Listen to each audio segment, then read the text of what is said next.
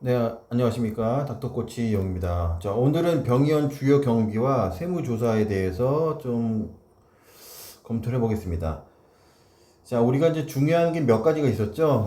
몇 차시 전이 기억은 안 나지만, 우리 신고서, 병의원 신고서 요청을 할 때 3종이 있어요. 신고서 3종이 있는데, 3종을 세무사무를 요청해서 우리가 보는 경우, 요게 뭐였어요? 손익계산서, 배정별 원점, 감가상각명세서 이런 내용이었죠.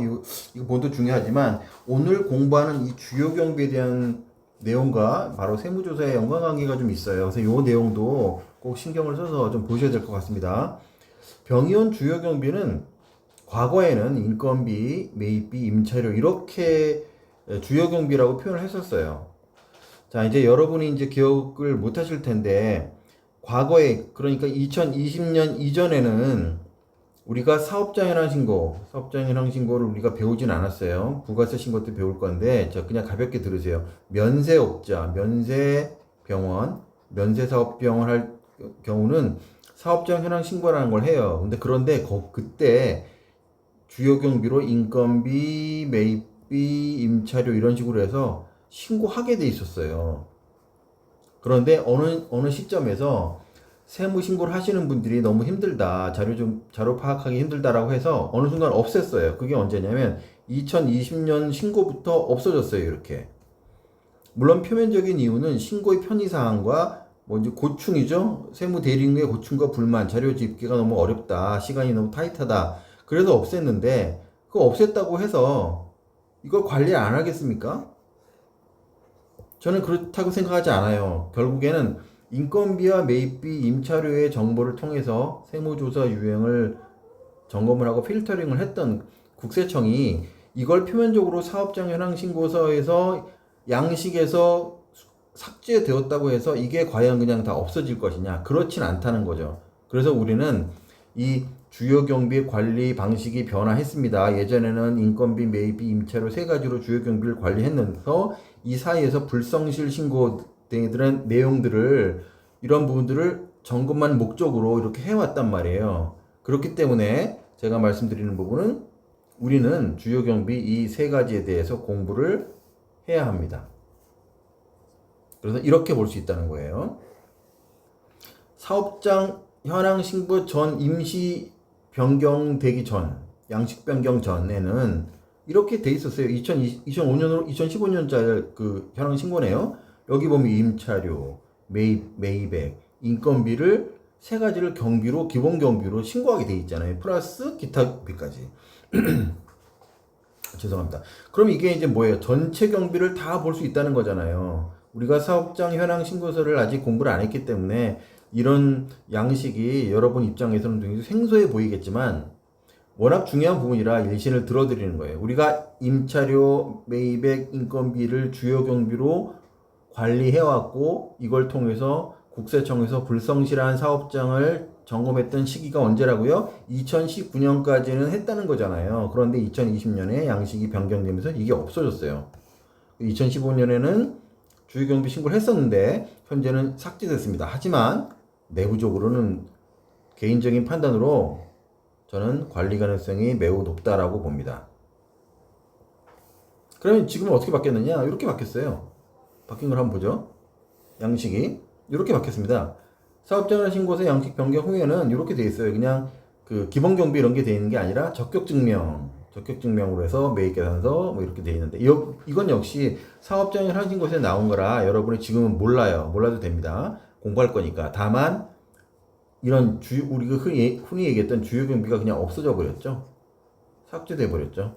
그렇다고 좋아할 거냐? 세무 대리는 좋아할 수 있어요. 하지만 원장님들은 여러분들은 좋아할 이유가 없어요. 내부적으로 분명히 관리할 거라고 판단됩니다. 제 개인적인 뇌피셜이지만 우리는 내부적으로 판단한다고 보고 신경을 쓰셔야 됩니다. 자, 그럼 지금부터 주요 경비가 무엇인지 보겠습니다. 제일 먼저 인건비 봤죠? 인건비. 자, 인건비를 이렇게 쭉 볼게요. 자, 화면을 좀 잠그고. 자, 인건비 보면은 인건비는 예전에도 우리가 공부를 했었어요. 어떤 거 공부했었냐면 인건비가 높으면 매출액도 당연히 높을 것이다 라는 걸로 예전에는 역산 가능했어요. 그래서 인건비 신고를 받은 거예요. 인건비 신고가 과다하게. 예를 들면 이렇게 볼 수 있다는 거예요. 2023년이 있고 2024년이 있는데 이거는 이제 인건비에도 통용이 되고 재료비에도 통용이 됩니다. 우리가 공부할 매입비죠 이게. 통용이 되는데 2023년에는 이렇게 돼 있었어요. 이런 점이었어요. 그런데 이제 인건비가 이렇게 올라갑니다. 점점 올라가서 2025 되면 자 이렇게 이제 인건비가 올라간 상황에서 매출도 올라갔어요. 매출도 이렇게 같이 올라갑니다. 인건비도 올라가고. 근데 2024년에는 인건비가 이렇게 올라갔는데 매출은 이제 이렇게 뚝뚝 떨어지는 경우도 있단 말이에요. 이렇게 매출가 그러니까 결국엔 인건비는 같은 방향이 된다는 얘기예요. 인건비가 이렇게 증가하면 매출액도 같이 증가를 해야 되는데 어떤 경우는 인건비는 증가하는데 매출액은 같거나 떨어지는 경우, 그런 경우는 매출 누락의 의심을 할 수 있다는 겁니다. 그래서 매출액 역산이 가능한 비용이기 때문에 주요 경비를 봐야 돼요. 그렇지만 이런 건 있습니다. 무조건 특정한 해에 인건비가 많다고 해서 무조건 조사가 나오는 건 아니에요. 왜냐하면 요즘에 최저 시급이 상당히 올랐어요. 올랐기 때문에 무조건 인건비 비율이 높다. 원장님 인건비 비율이 매출액 대비 인건비 비율이 너무 높으니까 세무 리스크 큽니다. 이렇게 보진 않아요. 그냥 추세를 봅니다. 추세. 과거의 추세들, 과거 인건비가 이렇게 올랐고 매출도 이렇게 올랐는지 아니면 매출이 이렇게 오르는데 인건비는 더 많이 오르는지 이런 추세를 보는 거지 실질적으로 특정 정도의 거를 디테일하게 한 건 한 건 보진 않아요. 자, 그래서 인건비는 급여, 상여 이런 혜택까지 포함되어 있는 부분이고 마취료, 사업소득 부분 있죠. 우리 원천징수도 배웠어요. 사업소득. 이런 소득도 인건비 다 포함돼요.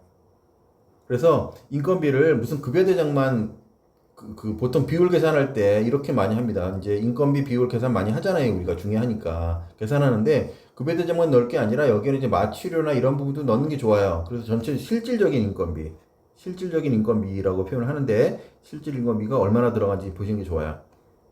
그 다음에 매출액 대비 과다한 인건비가 추세가 과다하게 보인다. 그러면 조사 위험이 가능성이 상대적으로 높을 수 있습니다. 그걸 얘기하는 거고. 자, 그 다음에 이제 매입비라고 하는데 이것도 역시 매입이란 용어가 부가가치세 용어이기 때문에 지금 정확하게 여러분이 받아들이기 쉽지 않지만 무언가를 산다는 거잖아요. 뭘 가지고 왔다는 거죠. 그런데 매입비는 뭘 보느냐? 주로 이제 재료겠죠, 재료. 뭐 치과 재료, 아니면 뭐 성형외과 재료 이런 재료잖아요. 근데 재료인데 산 게 중요한 게 아니라 잠깐만요. 예. 사용액이 중요한 거예요. 매입 금액이 아니에요. 뭐 예를 들어서 뭐 1억을 매입해 왔어요. 그랬는데 만약에 5천만 사용했다. 그러면 이게 비율이 들어가는 거예요. 매출액 대비 비율. 이게 아닙니다. 자, 사용 금액으로 관리해야 된다는 거고 연말에 재고 관리해서 재료비 사용 비율 관리를 할 수 있다는 거죠. 예를 들면 자, 이제 1억을 샀으면 매출액 대비 만약에 이게 매출액이 10억이라고 해볼게요. 이거를 뭐 매출을 세일즈라고 제가 얘기해 보겠습니다. 그럼 이제 10%죠. 자, 그런데 참 그냥 가정에서 10%가 과다하다고 느껴졌다. 라고 할 경우에는 연말에 5천의 재고를 남깁니다. 재고를 남기면 5천만 사용하게 된 거잖아요. 그럼 결국은 10억 세일즈에 10억 매출에 그러면 5천만 사용하게 된 거잖아요. 그러면 비율이 5%로 떨어지는 거죠. 그렇기 때문에 연말 재고 관리로 재료비 사용비를 관리할 수 있어요. 그러니까 전통적으로 이렇게 많이 했습니다. 세무사님들께 딱 보셨을 때 이 비율이 좀 너무 과다하다 그러면 재고를 좀 많이 남기고 이렇게 했었어요. 장부상으로. 자, 그다음 면세 치과 경우는 사업장에 현황 신고할 때 이런 비율들을 다 봅니다. 수익금액 검토표라든가 수익금액 검토 부표라는 걸 보는데 여러분은 공부를 아직 안 하셨기 때문에 이런 게 있다 정도만 아세요. 부가세 같이 할 때 공부합니다. 여기서 아실 거는 그냥 매입비는 역시 사용액으로 매출액 추정이 가능하구나. 그러면 너무 많이 사용하면 매출이 많이 늘어야 된다라는 기본적인 상관관계는 이해를 하셔라. 그래서 국세청은 매입비와 인건비를 그런 기준으로 챙기겠죠. 매입비가 많은지 인건비가 많은지 이런 부분을 보고 추세를 보면서 추세에 따라서 문제가 있다라고 하면 해명 안내를 요구하겠죠. 자, 그거에 비해서 상대적으로 임차료는 매출 역산으로 보기에는 글쎄요예요. 왜냐면은 뭐 지금 강남권에 사실상 임차료 비용이 엄청나게 올라가거든요. 그런데 이제 예전에 전통적으로 임차료 비율을 5에서 뭐 7% 이렇게 봤어요. 세일즈 대비. 매출액 대비 5에서 7%가 너무 안 된다 이러는데 이거는 현실감이 없어요, 지금은. 그래서 임차료 수준, 단순히 임차료가 높다고 해서 인건비와 매입비처럼 매출이 그 숨겨졌을 거다라고 생각하는 거는 무리한 겁니다. 다만 최근에는 부인이 보통 이렇게 많이 하잖아요. 부인이 이제 임대를 해요. 부인이 이제 상가를 소유하는 겁니다. 상가 소유한 다음에 남편이 병원에 뭐 반대도 있을 수 있어요. 부인이 있고 원장님 남편이 있는데 이제 남자분이라는 얘기죠. 근데 이 관계는 바뀔 수 있어요. 상가 소유한 분이 이쪽에 이제 임대를 주겠죠. 임대를 주겠죠. 그럴 때 경비가 부족하니까 시가 대비 플러스로 좀 무리하게 과다하게 임차료죠. 병원 입장에선 임차료를 책정하는 경우가 있어요. 그런 경우에는 좀 보기도 합니다. 따라서 임차료가 굉장히 높다. 그런데 그 상가의 주인이 부인이다 혹은 남편이다. 그럴 경우 특수관계자가 시세보다 과다하게 임차료를 설정해서 불필요하게 경비를 업무에 관련된 경비를 과다 계상한 게 아닌가라고 보는 경우가 있어요. 그럴 경우는 좀 볼 수 있지만 지금 말씀드린 것처럼 단순하게 임차료가 높다는 수준에서 매출이 뭐 숨겨졌다라고 판단하기는 무리가 있습니다. 예, 그거는 무리가 있기 때문에 그 판단으로는 하기가 쉽지가 않고 여러분이 챙길 거는 이제 주요 경비에 대한 관리를 어떤 식으로든 하자는 거예요. 어떤 식으로 하는 건데 어떻게 하겠습니까? 그냥 월 관리, 임차료는 좀 약간 상대적으로 약하긴 하지만 특히 매입비, 이 매입비라든가 그다음에 인건비 요 두 가지에 대한 거는 매출액 대비 비율이 어떻게 되는지 전년에 매출액이 올라간 성장률에 대비 인건비는 얼마나 성장했는지 올해는 전년 대비 매출이 올라가는 거에 대해서 재료비 사용액이 전년 대비 얼마나 늘었는지 이런 부분은 엑셀 파일로 이렇게 정리를 해서 원자력계 세무 리스크나 이슈 등을 점검해 드리는 게 굉장히 중요합니다. 그래서 오늘은 병현 주요 경비에 대해서 설명을 드렸고 다음 치수부터는 우리가 다시 돌아가서 뭐 손익계산서라든가 재무상태표 그다음에 뭐 감가상각비 이것들 강론으로 들어가면서 하나씩 새로운 걸 그 실사례와 함께 공부하도록 하겠습니다. 여러분 수고하셨습니다.